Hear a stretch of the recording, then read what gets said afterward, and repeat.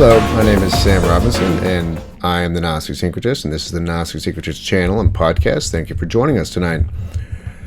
And anyone is welcome on this channel. All belief systems, no matter your background or any type of belief that you have, all are welcome here on this channel. Thank you for joining us tonight. So today, or tonight rather, the topic for discussion is going to be alchemy. So,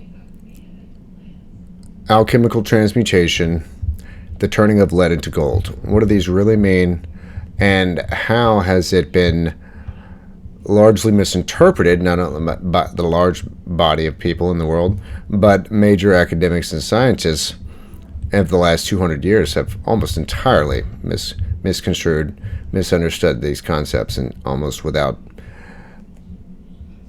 any understanding at all, and without hardly anyone actually understanding this, except for esotericists and occultists like Blavatsky and Rudolf Steiner and Eliphas Levi, or anyone from the Golden Dawn tradition or from the Kabbalistic tradition like Dion Fortune. They understood this and they explained this, and a lot of them harken back to people like major alchemists of the Middle Ages, like Paracelsus, which was really a name that he chose for himself, which is he's around the 1500s. And Paracelsus is really Theophrastus Bombastus von Hohenheim. And if you've watched the Fullmetal Alchemist show, those are the two names. It's just an interesting side note. Those are the two names offered to the person who becomes von Hohenheim. He is first asked whether he likes Theophrastus Bombastus, and he says no. And then he was offered von Hohenheim, and he says, I like that name. Well, those four names together is actually the name of a major alchemist from the late Middle Ages, the High Middle Ages, whose chosen name as a practicing alchemist and, so to speak, magician was Paracelsus, and he's extremely famous and is really the father of modern chemistry, among other things, though he doesn't normally get that credit. So, what is alchemy, and how has it been misconstrued in our day and age?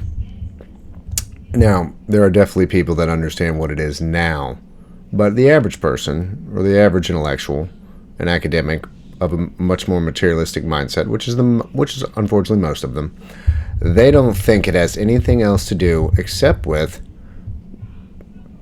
altering physical manifestations into other ones. So they take a materialistic viewpoint of alchemy itself, and when they read that it's the turning of lead into gold, they think it literally means turning lead into gold, which was actually possible, but has nothing to do with what the alchemists were referring to. So they think it had to do with, basically becoming rich and turning lead into gold through alchemical processes to make large amounts of money, which is large amounts of gold. And this was like, a scheme to get rich through using pseudoscientific means in a superstitious age of the Middle Ages. This is nothing to do with what they were talking about. And a lot of the reason that it's been misunderstood is because alchemists almost invariably utilize symbolic and sacred geometric symbolism in their alchemical writings as blinds, so that the uninitiated have no idea what they're talking about whatsoever. Because you got to remember, these alchemists, most of them, were in the age of the peak power of the Catholic Church and the Inquisition, and they did not in any way want their what they were endeavoring to do, their science, their sacred science, to be construed as something heretical or occult. So they pretty much utilized certain alchemical phrases and symbolism in their writings to cover up what they were actually stating, knowing that no one will actually be able to ferret it out unless they are also some sort of initiate or spiritually minded individual who can read between the lines and pick up on what they're actually stating behind the ostensible writing and phrases and wordage that's in their texts. So this was one way to ensure that they basically weren't burned at the stake, or that, you know, the masses and the uninitiated, whether priest or, you know, peasant, would not know what they're talking about and would not be able to abuse their writings and abuse what their understanding of the alchemical processes to gain power or gain, you know, leverage over another individual or a large group of people utilizing their stuff. So that's one reason that a lot of it has been so much in obscurity, even to this day, that the average person and the average academic has really no understanding whatsoever of what they mean when they say the alchemical transmutation process or the turning of lead into gold. Because it means something much more spiritual, much more metaphysical, and much more sacred than simply changing physical lead into physical gold to gain riches. It has nothing to do with that at all. Now, some of that did occur, of course, and that process is, I think, actually possible, and it's been shown to be possible today with, I don't know how they do that, but I've seen it on, I forget what show it was, where today we actually do turn lead into gold in this big process with these machines, but it's very expensive and it's not worth the gold that comes out of it. And they do it, you know, to get extra gold for the processes involved in computers, engineering, you know, stuff involved with satellites, because gold is, you know, a conductor and a very effective one, and is able to be utilized in a lot of technologies. So there's a reason for doing it today on a physical scale, but they obviously didn't have those exact machines to do it back then, though there may be processes that could do it, but that's not what it was there for. It's not what the phrase means. It has nothing to do with real alchemy, true alchemy.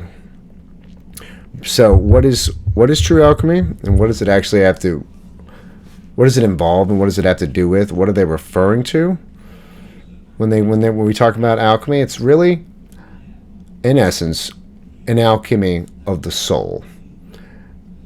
Truly, a transmutation of the lead soul into a golden soul being is what they really mean. This is the actual and occult definition of alchemy.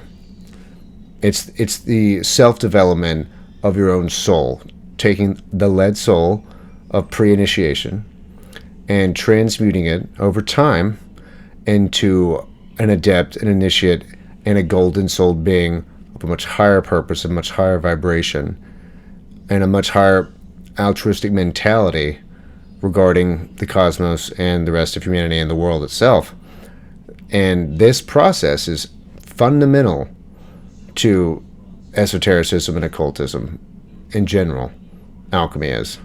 Because alchemy is the true sacred development of your soul and spirit. And it's the development that is essential to rise above the materialistic planes into the higher planes properly, not just psychically, and to engage with the higher mind, the higher manas, as they say in the East, that is connected to Atma Buddhi, the spiritual soul, and the divine spark, the spiritual monad, that is your receptacle for your higher self. So you cannot necessarily access your higher self until this process occurs. And this process is not random. This transmutation of the soul, it is a directed self-development change. You do it with very specific methodologies. There's many schools of thought on how to do that, but in the end, the result is always seen as the same, whether it's an Eastern or Western occult school of thought, whether it's Theosophy or Anthroposophy or the Kabbalah, or, even more ancient, whether it's in the Eleusinian mysteries or the Druidic mysteries, the Orphic mysteries, the Odinic mysteries, the mysteries of Isis and Osiris, Ishtar and Tammuz. All these mystery schools, current and ancient, all talk about this alchemy, alchemical process of transmuting lead into gold, of developing the higher self and sublimating the lower self and the lower passions and the ego to this superconscious state that is much more altruistic, much more high-minded, much more philosophical, and just much more wide in spectrum of how it sees the universe. It becomes all-encompassing. You become one with everything else around you in these states. When you reach an alchemical transmuted state, when you tap into the higher self, it's not just for you, it's that you are resonating with everything else around you, and you become, so to speak, one with everything around you. And there's poets and mystics and occultists that have all described these states as kind of a oneness where their own ego was seemingly shed, and they vibrated and experienced what it was like to be everything around them, whether they were the rocks and the trees and the animals and the planets and the cosmos, and their self was kind of merged and diffused into everything else, to where they felt this feeling of oneness. That is a type of an alchemical state, tapping into the higher self. But when the alchemists do this, they're talking largely about trying to acquire something called the Philosopher's Stone.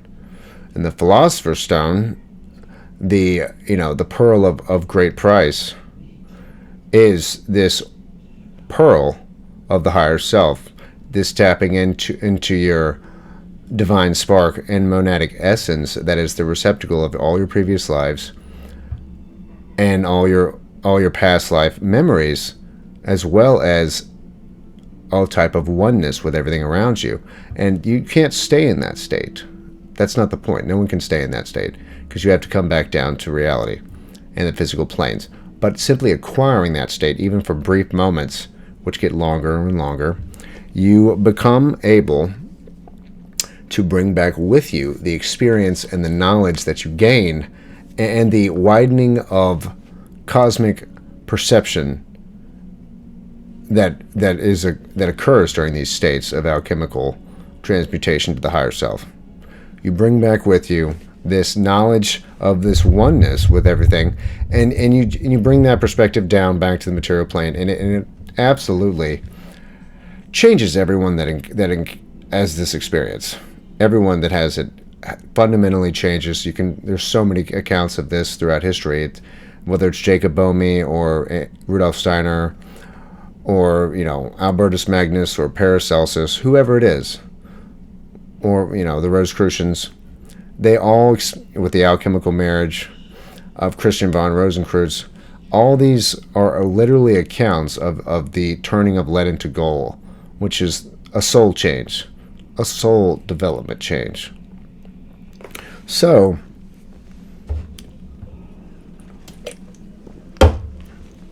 this has been largely misinterpreted and as always in our day and age, it becomes materialized.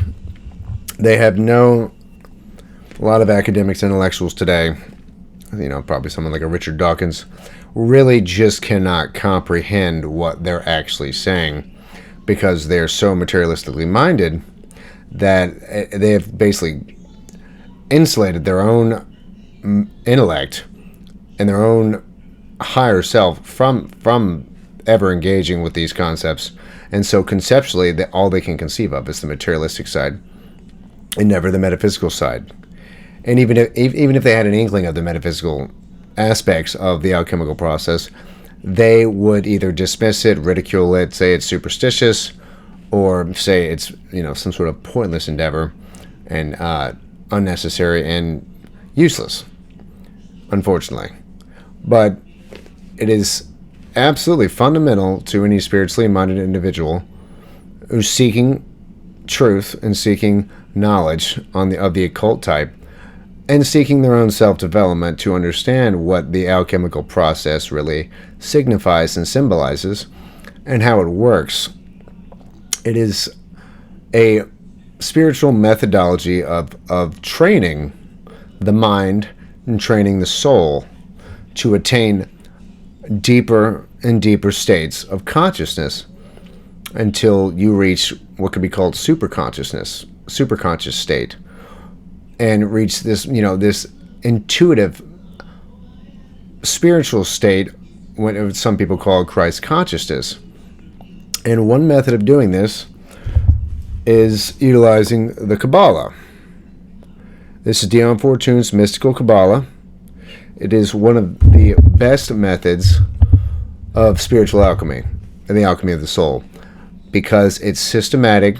There is a very specific methodological glyph called the Tree of Life of the 10 Sephirot, which allows the mind to train itself systematically and gradually, incrementally, to delve deeper and deeper into the self through an already set and determined symbolism, which has been utilized for a long time.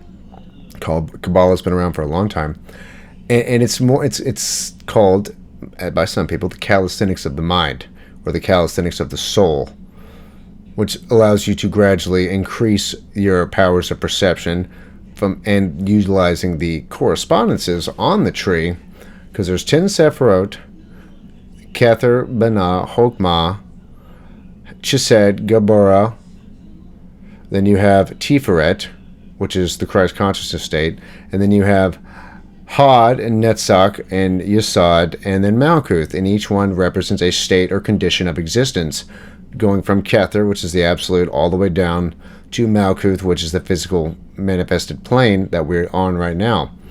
And then there's the four worlds, which are Absolute, Bria,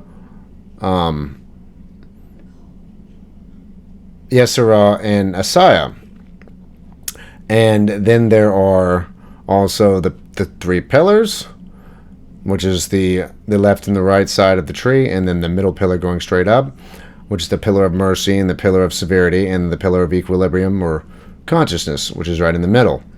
And then you have the three triangles, which is the supernal triangle, the creative triangle, and the formative, I think it's the formative triangle.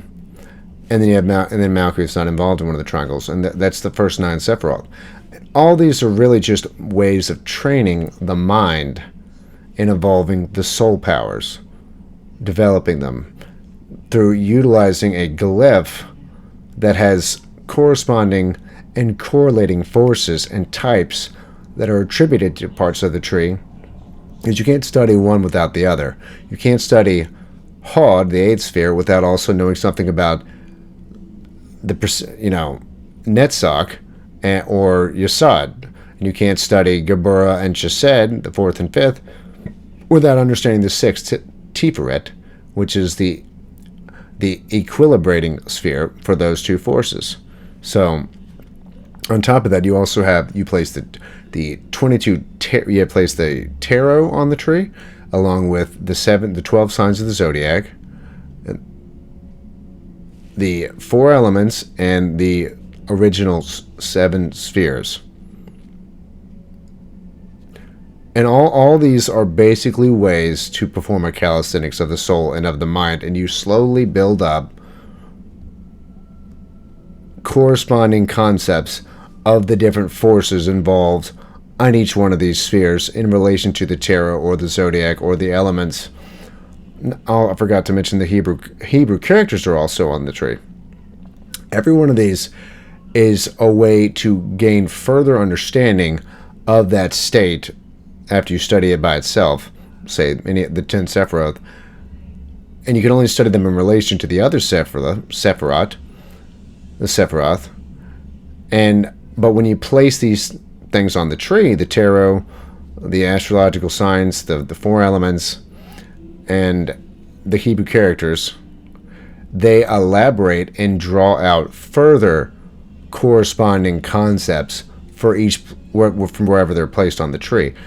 And then how you do this is you use the tree as a method of training the mind up the tree. And it's going to take, and it takes years, of course. It takes a long time. No one can do this quickly because you have to memorize everything. You have to fully ensconce yourself in the symbolism of the tree and all those things that are placed on the tree until it's just basically a part of who you are, a part of your being. It's like a mental map and framework or blueprint of development that you imprint upon your soul to where you can use it very easily and routinely without thought. So you start at the bottom of the tree and work your way up. You work your way up the paths. The 22 paths are called the subjective paths. There's 22 of them, and you start at the bottom at Malkuth and work your way up these paths, meditating and using that symbolism to try to, as you meditate on the symbolism and on the paths, you start to gain these alchemical experiences of the soul as you work your way up the tree. And you develop yourself. You develop your powers of the soul, your powers of perception, and you will start to encounter these higher planes of existence. And it also helps guide you on those planes because there's a lot of caveats going up the planes and going up the paths that can be dangerous or be discombobulating and extremely confusing for the individual who hasn't done the proper training. And that's just kind of how it goes. You cannot do this without using a systematic framework for soul development. You cannot just, use some mantras here, use some, horoscopes over here, do certain types of meditative techniques, use certain yoga stances. You cannot be eclectic about this. Now, you should study the philosophies, the sacred and spiritual philosophies of the esoteric traditions.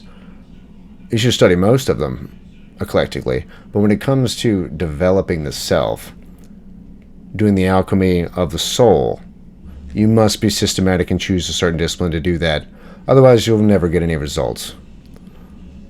And that's explained by all the great occultists of the last 200 years. You must choose a system of development because they all work, but you cannot mix and match them until you've sufficiently evolved down one of them quite far to, basically be, an adept or at least initiated. And once you get far enough, you can start to kind of, experiment and mix and match different schools of thought in these systems. But if you're going to use the Kabbalah, you should use the Kabbalah. And it's one of the best means for a Westerner in our day and age, which is so rapid and so fast-paced, to actually gain spiritual development over time. Because you can just devote, every day of the week, 20 minutes to study the Kabbalah, sit down and meditate on the different symbols, learn the Hebrew alphabet, and slowly work your way into the tree and the symbolism of the tree and the 10 different states of existence. Because it's a microcosmic and macrocosmic system. One has to do with the unfolding of the universe, and one has to do with your relation to that universe and the unfolding of your soul into these higher states and developing it. So it's, as above, so below is always the axiom. And alchemy has just anything else to do except with soul development. That is what it is. It is nothing to do with a form of strange chemistry. It is nothing to do with creating money. Whether or not you could do that really doesn't really matter. You may be able to do that, but that's not what they were referring to. That it's a sacred science of the soul. It is for spiritual development exclusively. And one of the best alchemists, like I said, was Von Hohenheim, Paracelsus, and his works are extremely interesting. You can get all his works online today, as they've been translated. And but there's many others. Dion Fortune's book is really good. John Michael Greer, who's alive today, I have his book right here. I wanted to show it. This is a very good one. Paths of Wisdom from the Golden Dawn tradition.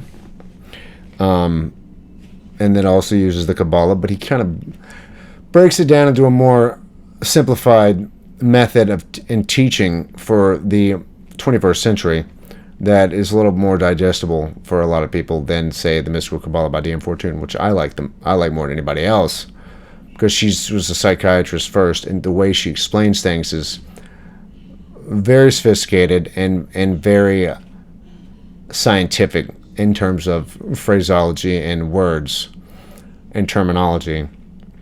And so to some people that's off-putting. It works. I mean, I really appreciate it and really like a lot of these old writers. But there are a lot of grifters out there, so people have to be very careful what they read about alchemy, because too many people are trying to make money or trying to sell new age nonsense about these concepts, to where it's very, they make it sound very easy, that it's, just do these few things and you'll be able to evolve your soul or tap into your higher self and gain spiritual alchemical powers or the states of development that are much further along and take much more time to develop, but they make it sound like you can do it within a year or even in a few weeks or a few months. That is not the case. Do not allow people to mislead you from what the true occult traditions and the major esotericists have said and how they explain the methods of development for alchemy, because it's not easy. It's not quick, and it's not supposed to be. Anything that's worth it in life, especially spiritually speaking, takes time, determination, and persistence to develop it, and that's how it always has been. It's not. There's no quick way to alchemically transmute yourself into a golden souled being. There's never will be. It's not, and you wouldn't want it to be, because it's the experience and the incremental development of it that is the real core of that tradition of altering the soul and developing it. It has to be that way, because anything worth it takes that much time to do. You wouldn't want it to be fast, because then you wouldn't appreciate what's really involved in the process. At least that's my take on it. I mean, people are certainly welcome to their own opinion on it, but the fact is, there is no quick way to do it. It takes time and persistence, but it only takes a small amount of time each day, but it has to be every day. And you should keep a journal on what you experienced that day, and you should do at least 10 minutes a day, 10 to 20 minutes, and that's it, but every day. And eventually you'll start to see changes. You'll start to have an explosion of synchronicities. You'll start to have, types of extrasensory perception come into you. You'll have someone, you'll think of someone before they call. You'll be looking for something, say a certain book, and you happen to just walk right up to that in that bookstore. All sorts of little things start to occur once you start doing alchemy. The alchemy of the soul. You start to have this little explosion of serendipities and synchronicities in your daily experiences. Because this happened to me. So it's absolutely worth it. And I absolutely suggest people look into it, look into the Kabbalah, and look into the various types of real alchemy that are much more developmental and not quick. And start their meditative training and their studying of the symbolism involved in whichever method you want to use, and see what occurs, because you'll be quite surprised by what you'll find starting to happen in your daily experience. But you have to be careful to not try to see what you want to see either. It takes time. Give it a few months, and then see where you are. And alchemy is a true science.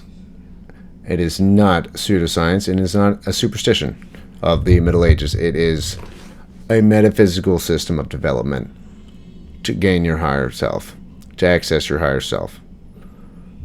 And that is what it's always been. So, once again, my name is Sam Robinson, and this is the Gnostic Thinkerist podcast. And I appreciate you being here tonight and watching. Please like, subscribe, and share this around. And we have more to come. And we'll see you next time.